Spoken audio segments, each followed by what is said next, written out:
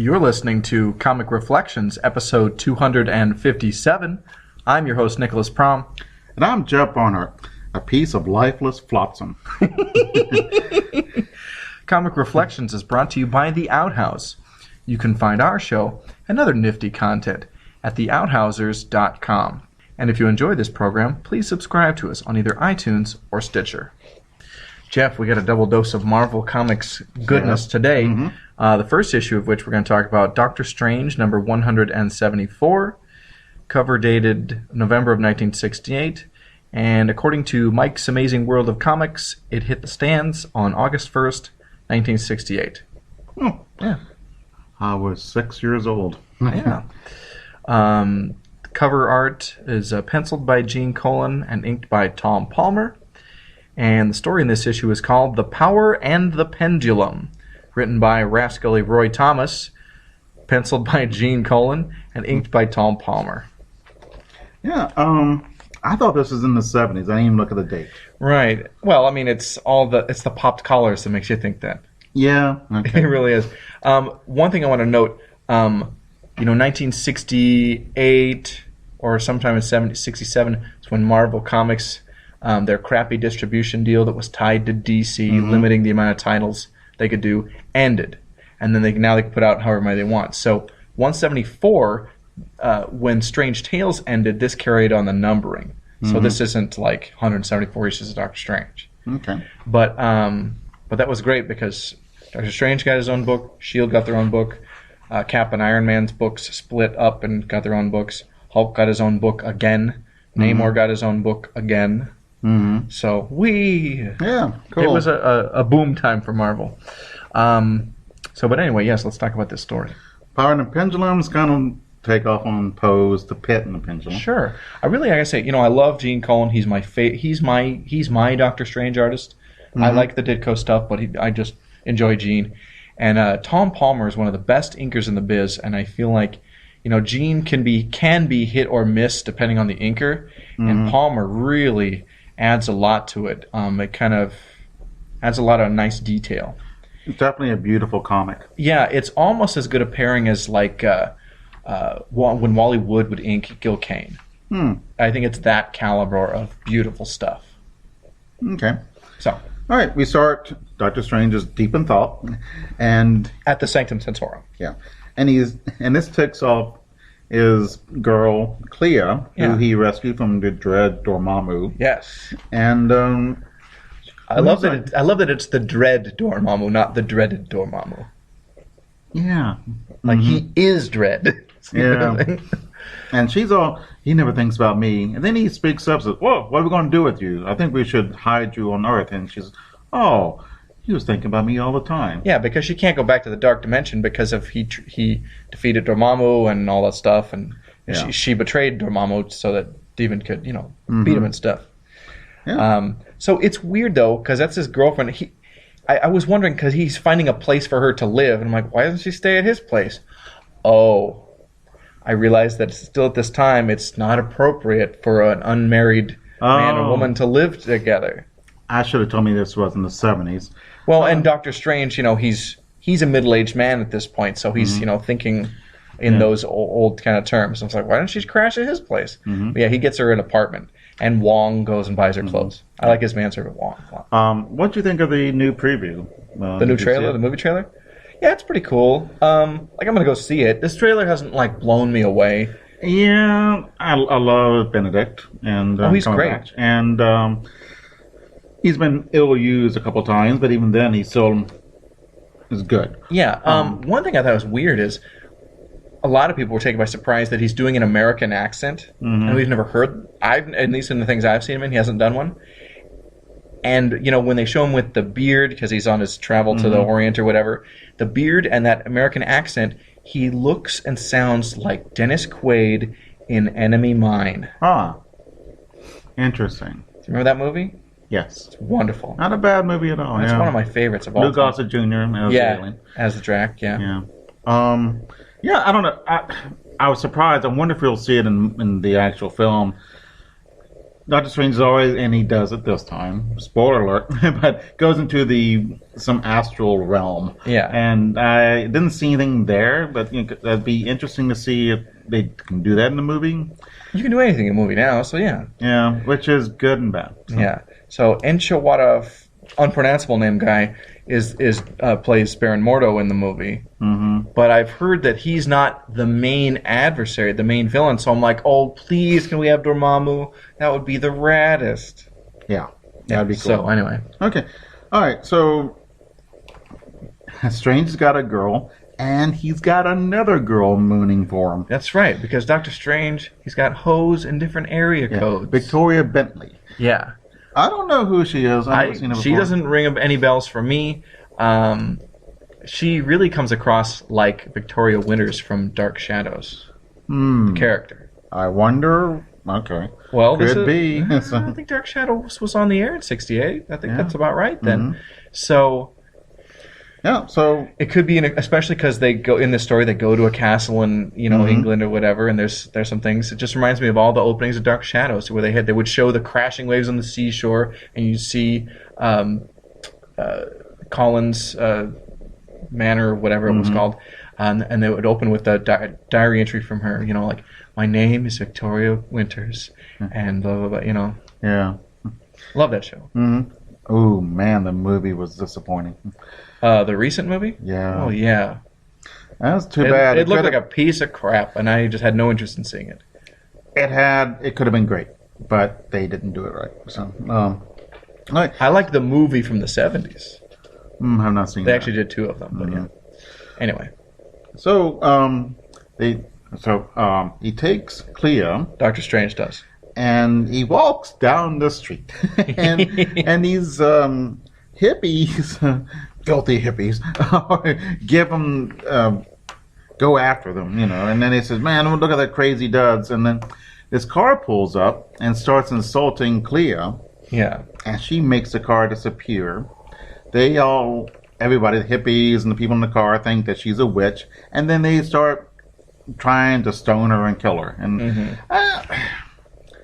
I don't know, last half the 20th century on, but people do that. I think this is, wow, neat, a witch. But, right. Instead of... And I feel like this precedes a little bit of the satanic panic of the 70s and the 80s. So, I don't know. It's kind of weird. Yeah. It rings a bit false. Yeah. I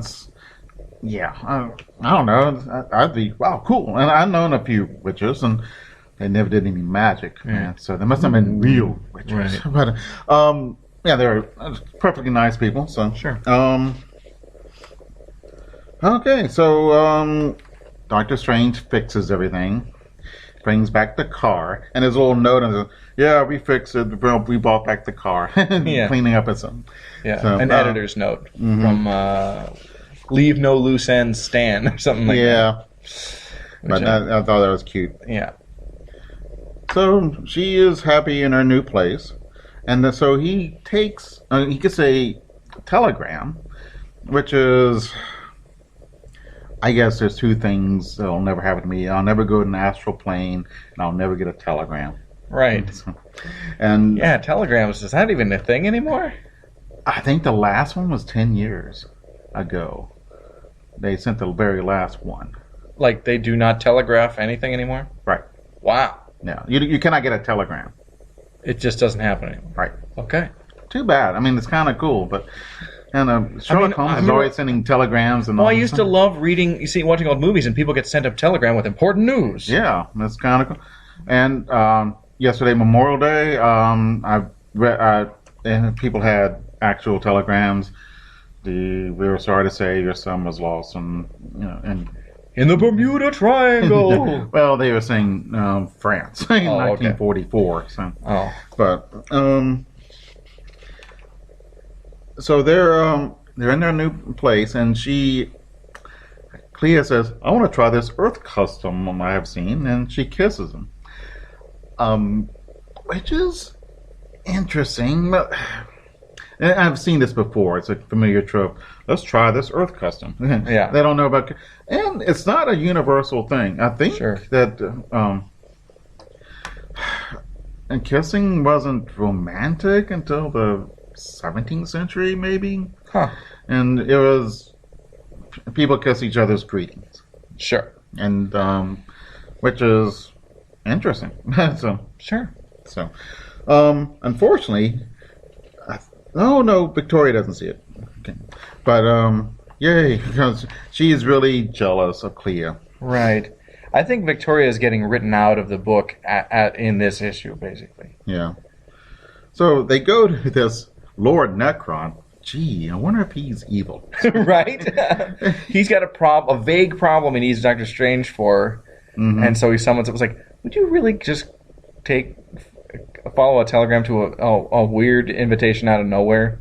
Yeah. And they take a plane Yeah. and a car, and later in the minor spoiler, later in the story, he uses magic to get home. It's like, why didn't you just magic yourself there? He explains that. He worries that he'll need all of his magic, so he doesn't wear himself out. So he knows he's being prepared to walk into a trap. And he brings us a female who is a civilian.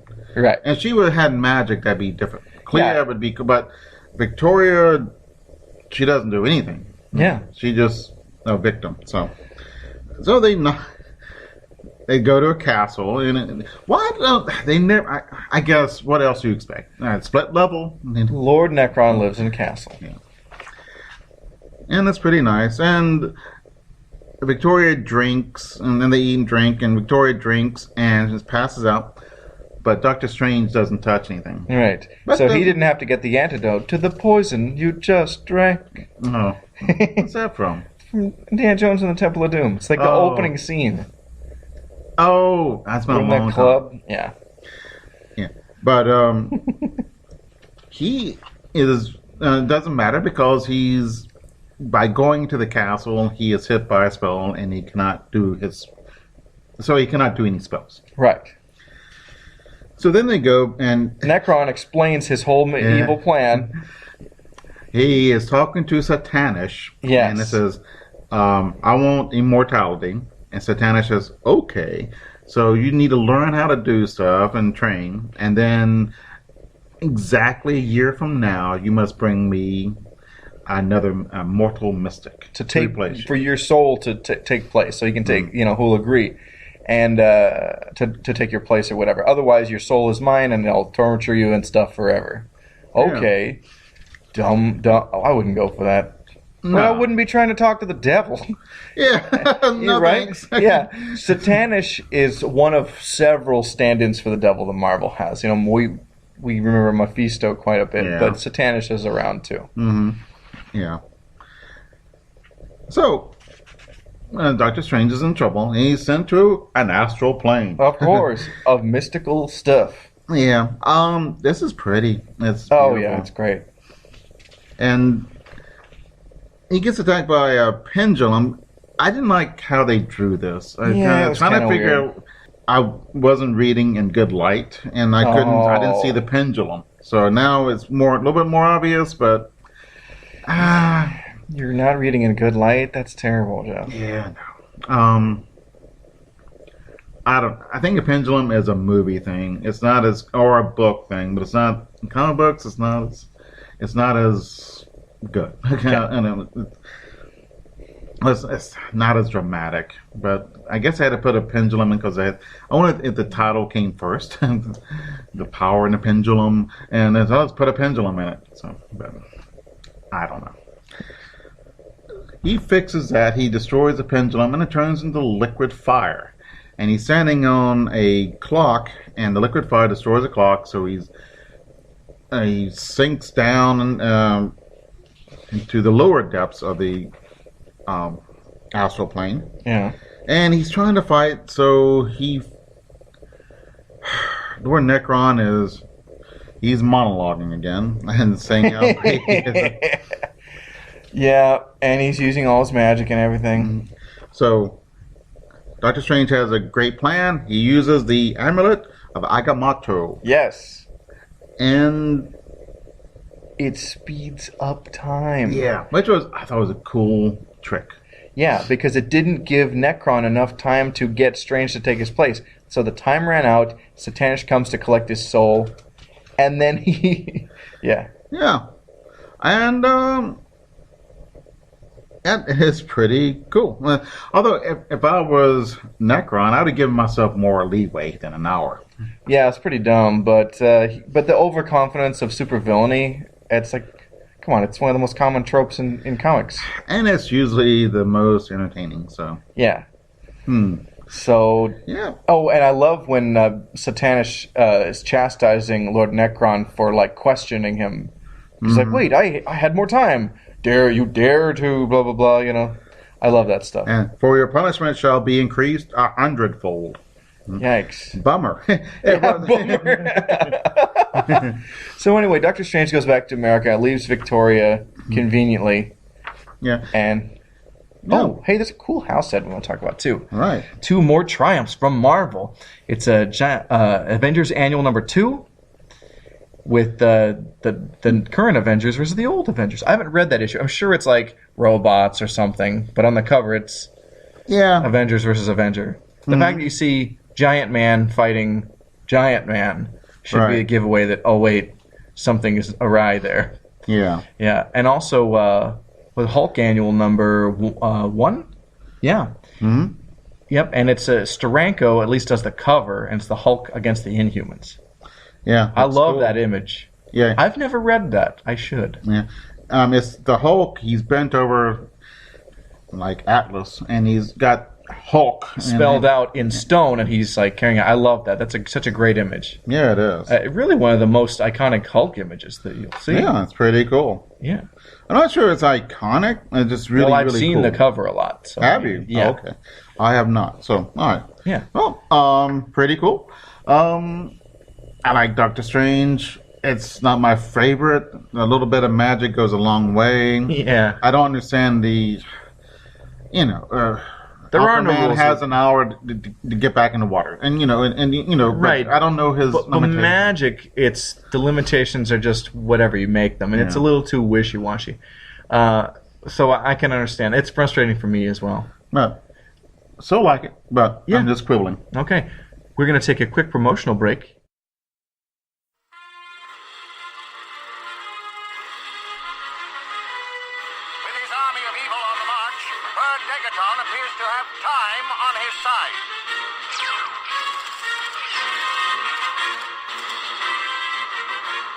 But when duty calls, they answer, bringing the fight for freedom to the front lines. They are the mystery men and women known as the Justice Society of America. Hey there, my name is Al Girding, and I have a favor to ask. If you're a fan of the Justice Society of America or other DC Comics heroes of the Golden Age, please listen to my new podcast, The All-Star Comics Review. Grab your reprints, DC Archive editions, or the original comics if you're lucky enough to own them, and let's explore the adventures of the JSA and other Golden Age greats. Follow along with the All-Star Comics Review podcast, now found on iTunes, allstarcomicsreview.blogspot.com, and Facebook.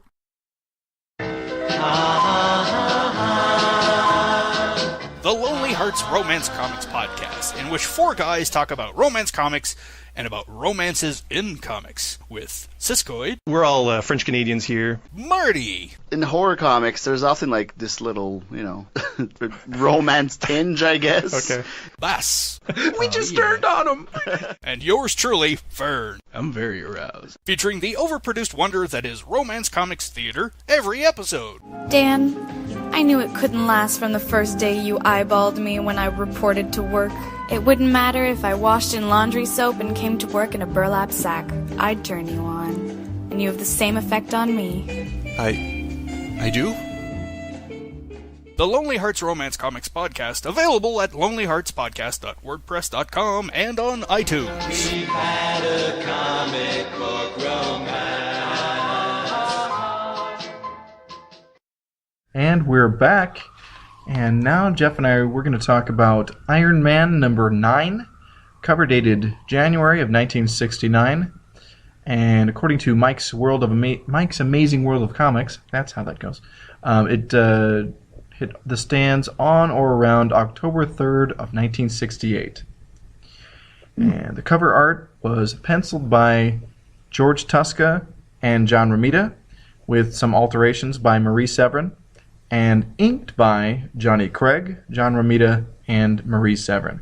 So the art director must have said, okay, this needs some changes. And so that's usually you have penciler, inker, maybe somebody on alterations. With so many hands on this went into some revisions. So it'd be interesting to see what the original and then final art would be to compare. I've said it before. Sometimes it'd be fun to be a fly on the wall on these things, and while they're discussing how they make this particular issue. Well, yeah, I mean, the art director or editor commissioned a cover, and then when it came in, it's like, this isn't what I want, or I want these changes. That's kind of how these things work. And a lot of times a cover will be commissioned before maybe the script is written, but the story pages haven't been drawn yet. Yeah. And maybe the story pages come back and the cover doesn't reflect accurately what's in the book. There's a wonderful pencil first draft of a Hulk thing, and they're showing his feet look too dainty here, and I remember that. It was just really cool. Then they showed the finished product. It was fascinating, the little editorial comments. So. Yeah, this is a real job, folks. Yeah, it's not having funsies all the time. Yeah, comic books are serious art, and it's a real job with real requirements. So anyway, but the story in this issue is called "There Lives a Green Goliath." It was written by Archie Goodwin, penciled by George Tuska, and inked by Johnny Craig. Jeff, you remember Johnny Craig? That name ring a bell to you? Kind of. He was one of the artists from the EC Comics art stable. He didn't do a whole lot of comic book work post-EC, and he only did really not a lot at Marvel, because superheroes didn't really suit his style. His stuff, you remember, he was usually the Vault Keeper stories in the Vault of Horror, and it's like his stuff is really great for romance or crime, but not the long underwear characters. And he's just inking Tuska here, so we don't really get to see the Johnny Craig. But yeah. It's a nice looking comic, and it's not anything fantastic in a drawing, but it's okay. Yeah, I like Tuska. People pick on him, I think, because his best work was in the Golden Age. I mean, that's just it's hard to argue against it. But his Silver and Bronze Age work, he was still very prolific, but it was more journeyman, more workman-like than not auteur, but the praised high caliber artist that he was in the Golden Age. Yeah. Even though this stuff is more high profile, the work he did on stuff like Crime Does Not Pay, and I always forget if it was Crime Does Not Pay or Justice Trap the Guilty, but we covered some of those on the show years ago. But great stuff. There's some couple panels in here, at least towards the end, which I thought was pretty good. Cool. Oh no, I'm not saying it's crap. I'm just I'm not saying it's above average. Yeah, that's pretty dang good. Yeah, but I mean, Tuska's style definitely changed over time. Is where I'm going. Anyway, let's talk about the story though. All right. We see two delivery men dressed in suits and ties, which in 1968 people dressed more formally then. Sure. And they're delivering this huge, heavy package to a Chinese one, Lei Mei, I think her name is. Sure. And she's dressed in traditional Chinese garb. And she says, "Well, aren't you going to open it?" Oh, one of them says, one of the delivery men asked that. Yeah, and he says, "What's the big hurry? It's antiques. Right. Can't you do it tomorrow?" And it's because it's pouring down rain. It's miserable. And it's a very heavy crate. So they're trying to, hey, open it. And this guy from behind, who is masked, says, "Get out of here." And it's in a horrible voice because it scares the crap out of these. Right. Big and he's burly hooded. We have no idea who this guy is. And he karate chops the crate open. Which is kind of cool. And there's a suit of armor in there, which is kind of goofy looking. But yeah, the delivery men have left, by the way. Yeah. So it's just Lei Ming and the villain, our hooded villain. And yes, there's a figure in armor, and the villain removes the armor to reveal the Hulk. Yep. wonder what the Incredible One is doing in a crate. Yeah, and he is under the control of the Hooded One. Yes. Oh, and so we go back to Tony Stark. Yeah, it is his comic book. The cool exec with the heart of steel. I love that. Those are awful cartoons, but they had the greatest theme songs. They are wonderful. What I like about those cartoons is, yes, there's very limited animation in them, but you're seeing the actual comic book art on the screen, and it's gold, Jerry, for that reason. Then they're fun cartoons. All right, Tony Stark had just fought the Gladiator. Yeah, the Daredevil villain. Yeah, and that battle has a lot of repercussions, as you will see. Yes. So I guess the Gladiator gave him a good fight because he's got to check all of his suit out. Yeah. And he does, he goes into water and he goes and gets hit by a heat ray. He goes in a concussion pit and he sort of check everything out. While he's doing that, he doesn't finish. He gets a call from a lawyer who, I wonder if this is a real person. Because sometimes, they're making fun of somebody, Sure. maybe. It could be something very sly. I mean, it's probably not like Clarence Darrow or somebody. Right. But yeah, this is a real shyster lawyer. Yeah, he's got a big diamond ring, so that's usually a bad sign. Right. And he's big on commission. Right. Anyway. What's her name? So the lawyer represents this gal who's not super important. Janice Rand, right? Yeah, she has she owns a company. Oh, the Rand Corporation. Is it? I think maybe. No, maybe. Rand Corporation is an actual corporation. Okay, I'm getting something mixed up. So anyway, Janice Rand, I think that's right. She, her father died or something, and the lawyer is representing her and her holdings, and he's trying to broker a deal to sell to Stark Industries and for the lawyer to make a quick buck. But the father had wanted Janice to revitalize the company and live off of it. But the lawyer, excuse me, the lawyer needs money, so he's brokering it big time. So there's your subplot. Okay. All right. They were in negotiations and the Gladiator attacked. Tony Stark, Janice was there. Tony Stark runs. Why? To get into his Iron Man suit. Yeah. But it looks like cowardice to Janice. Of course. But they kind of like each other. Yeah. And Tony's kind of embarrassed. And how am I going to explain this to Janice? And Janice says, why doesn't he make an explanation what happened? So, Tony was doing some testing. And now the hooded figure is testing out the Hulk. Yeah. And he's doing some cool stuff. Lifting heavy stuff and... smashing things. Yeah. And... touching live wire and of course smashing a mannequin of Iron Man. You'll see that so much. Yeah, I mean it can just be a mannequin. It doesn't. You're not going to make a real Iron Man, so it can be. I don't know, a John Dillinger. Yeah, but that could be the reveal that the Hulk is going to get sent to attack Iron Man. Yeah, well. I mean, duh, but, it is the Iron Man comic. It wouldn't be hilarious if we went to attack the Fantastic Four and Iron Man had nothing else to do in the comic book. Right. Or if he decides to just go and have coffee with Iron Man. Look. That would be hilarious. Just the Hulk smoking like, look, this guy wants me to beat you up, but I'm like, I don't have any problem. You're cool, man. You're seeing me holding with the cigarette holding pose. Yeah. Pretty funny. You got the check, right? Yeah. That's great. So, I think the name of the company is Cord. That's right. It's Janice Cord. Janice Rand is probably a character. That's a character from Star Trek. Yes, it is. God, I'm an idiot. She was Yeoman Rand. I just got things mixed up. Yeah. Okay, so... Tony and Janice meet together, and they're thinking they really like each other in a romantic way, but the last battle is kind of,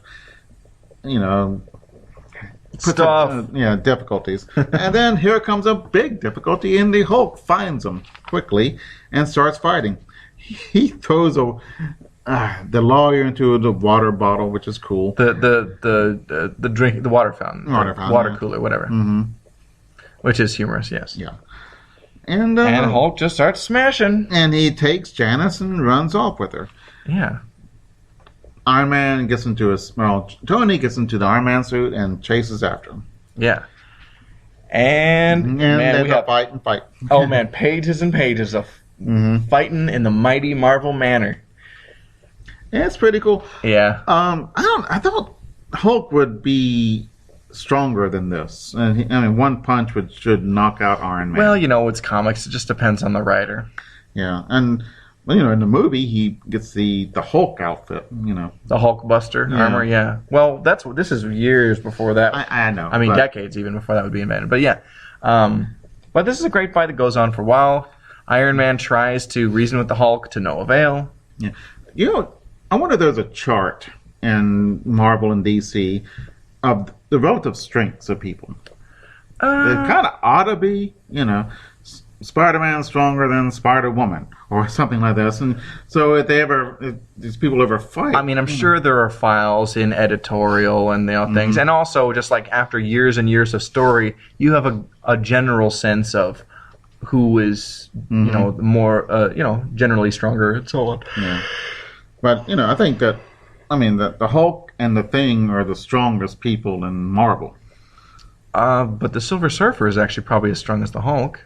Is he? Yeah, and the Thing is not as strong as the Hulk. Right. He's strong, but not quite at that level. But he's a little bit below his strength. Yeah. But in the same ballpark. Yeah. One of the great scenes was the Hulk gets around by hopping. And he hops on a tugboat. and you would think, wouldn't that sink the tugboat? Yes, but the answer. But it's cool, so I forgive them.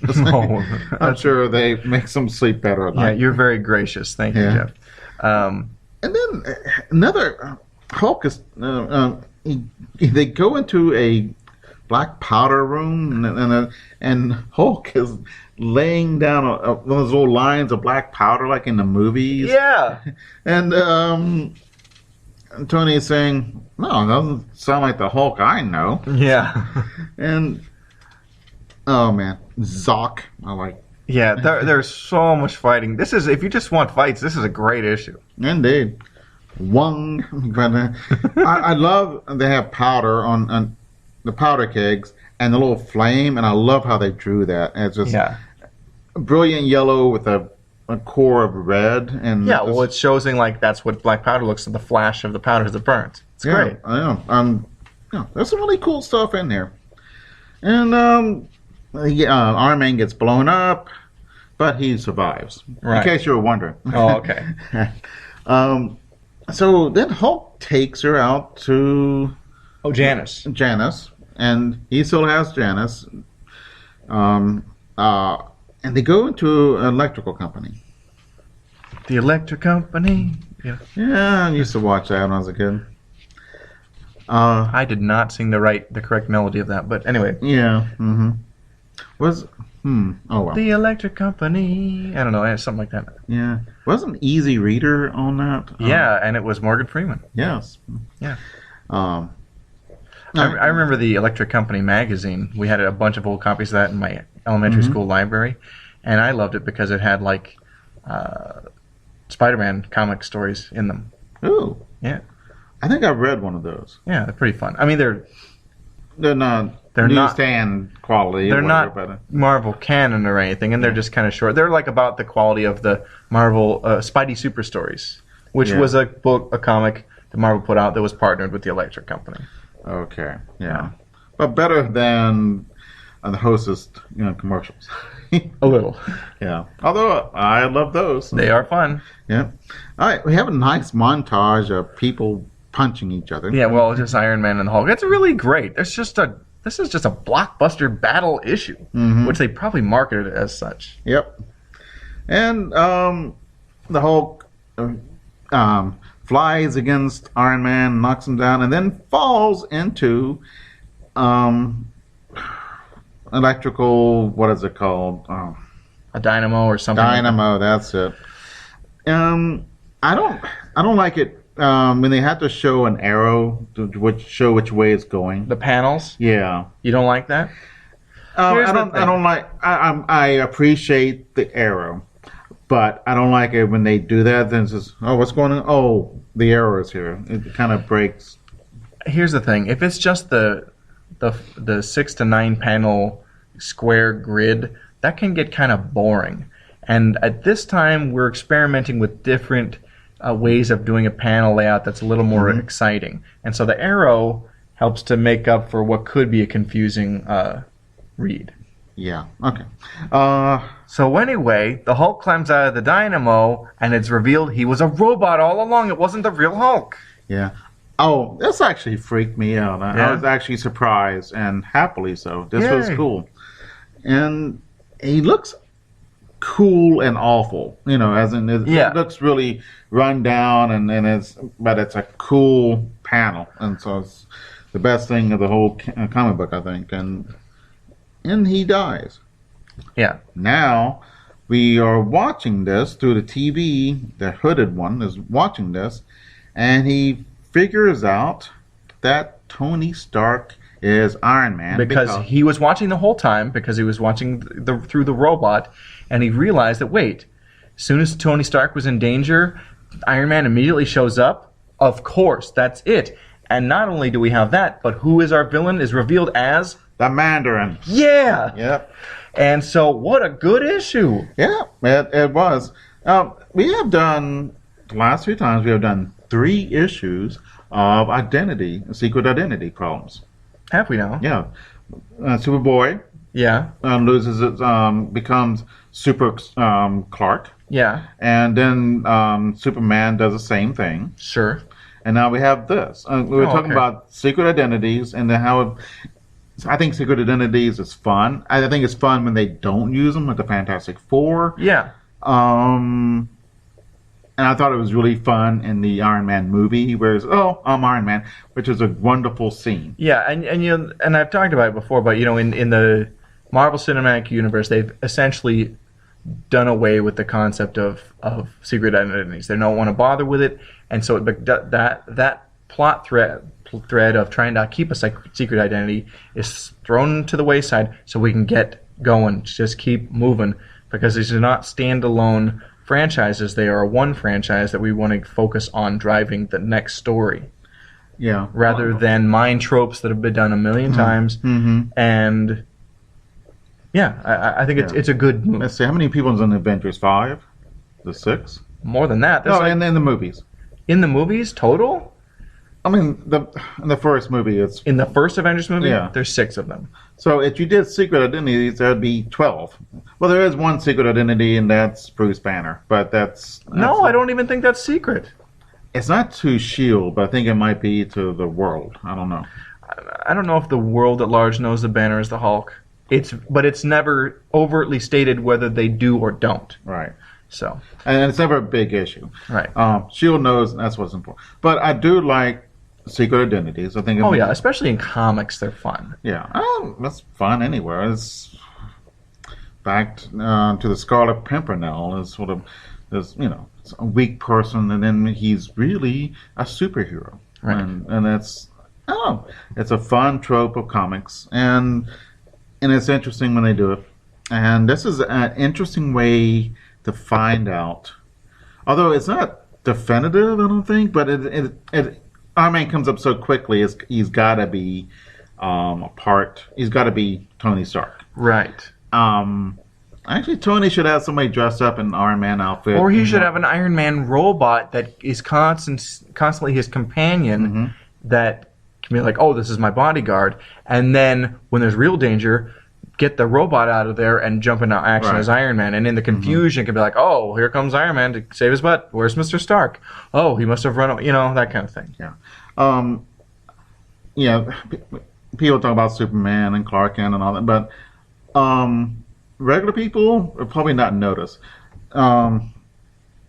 Christopher Reeve was dressed like Superman, and he came out, and everybody was just crowding over him. And everybody knew he was doing. This is in the studio. Yeah. And everyone. Then he came out dressed as Clark Kent, and nobody paid attention to him. That's And great. it's the same. And, I think, but on the other hand, villains and superheroes, they are attuned to this. They should be looking for this crap. And this is their job to find villains and superheroes, and they should know. You're right. But who cares? It's a comic book, and it's a wonderful trope. Yeah. And I'm glad You'll they notice most villains, if they have a secret identity, it's busted as soon as they go to jail the first time. Yeah. And for the most part, I'd be hard pressed to think of like villains that people don't know who they really are. I can't think of it. Exactly. That's interesting. They should. But see, isn't it weird that it doesn't go the other way? Oh, only the bad guys get their identities exposed? What? Interesting. Yeah. Okay. Well, Yeah, very it's a good, a fun issue. Yeah, good couple of issues today. Before we sign off, I want to start getting a habit of reading some of our iTunes reviews that we've been getting. Yay, and thanks to all of you who are doing it. Hey, and if you want to have your name and words spoken aloud on the radio or a podcast, what a thrill, I know. Give us an iTunes review. But this one comes from Harvey Birdman, not the real one. Wouldn't it be funny if it was? The cartoon, yeah. Anyway, he calls us an incredible concept. He goes on to write, reviewing comics from the glory years is something pretty fresh, especially with all of the garbage that is being thrown around in present-day comics. It's great because these guys are guys that read everything, but they review Golden, Silver, and Bronze Age comics. And they aren't super old conservative comic junkies that hate on everything new, like some other podcasts I listen to. He must not have listened to episodes that you're on. Right. But anyway, thank you very much. And so, that's our show for today. Thank you very much. That was really nice. Yeah. So our next episode that we're going to record will be the 80th anniversary special for Lee Falk's The Phantom. Wow. And Our Ghost Who Walks. That's right. Oh, I love that. Yeah, that'll be loads of fun. So we're going to talk about The Phantom the next time you and I record. So Comic Reflections is recorded in Portland, Oregon, and produced by Sean Roof. Until next time. We'll see you in the funny pages. I'm Mike Gillis. And I'm Casey Dorn, and we want to ask you an important question. Are you sick and tired of other panel discussion shows wasting your time droning on and on about foreign policy, economics, and human rights? Or do you want to hear conversations about things that actually matter? We host a podcast called Radio versus the Martians. Every month we gather a panel of our nation's finest minds and plunge a rusty prison shank into the heart of tough questions that have an impact on the lives of real people like you. Like, are drivers required to pull over for the Ghostbusters? Is United Federation of Planets actually an oppressive dictatorship run by guidance counselors? Is Arnold Schwarzenegger secretly a genius? And are we being mean when we laugh at movies that are so bad they're good? So write your congressman and let them know that Radio vs. the Martians is available on iTunes, Stitcher, and on radioversusthemartians.com. Justice League International, Bwahaha Podcast. A new monthly show chronicling the adventures of the JLI era by Keith Giffen and J.M. DeMatteis. We'll be going issue by issue in release order, tackling the core Justice League title, Justice League Europe, and the quarterly book. Along the way, we'll take time out for special episodes covering various spin-offs, cartoon appearances, the infamous TV pilot, and much more. So join me in an ever-changing roster of guest hosts as we celebrate your favorite JLI members, such as Martian Manhunter, Batman, Dr. Fate, Black Canary, Fire, Ice, Maxwell Lord, Oberon, Captain Marvel, Rocket Red, Captain Atom, Mr. Miracle, Guy Gardner, Booster Gold, Blue Beetle, Nort, and many, many more. Justice League International, Bwahaha Podcast, coming March 2016 as part of the Fire and Water Podcast Network. Want to make something of it?